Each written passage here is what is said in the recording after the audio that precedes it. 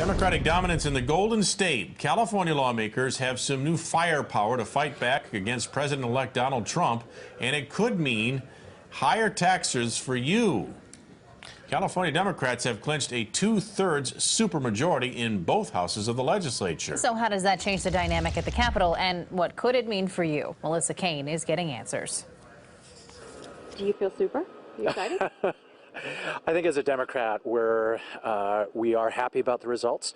California Democrats have a lot to celebrate. With a two-thirds majority in the Senate and the Assembly, Democrats could now override a governor's veto. They could pass emergency legislation, and most importantly, they can raise taxes. Assemblyman David Chu represents San Francisco, and he says the ability to raise taxes will come in handy.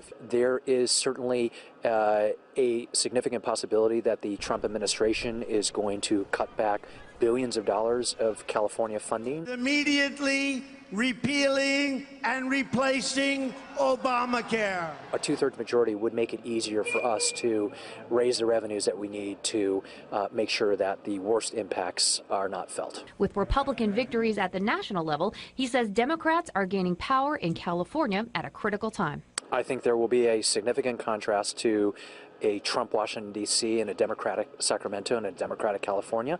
Former Speaker of the Assembly, Willie Brown, says that with a supermajority, Democrats can be powerful, in theory. You would think that a political party with two-thirds majority could pretty much run their program, provided they can keep all of their people in place. But not all Democrats are alike. Democrats have moderates and they have progressives.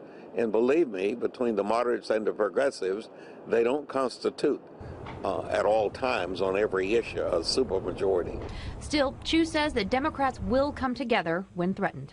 We are going to be agreeing with the Trump administration where we can, but defending California and Democratic and progressive values where we must.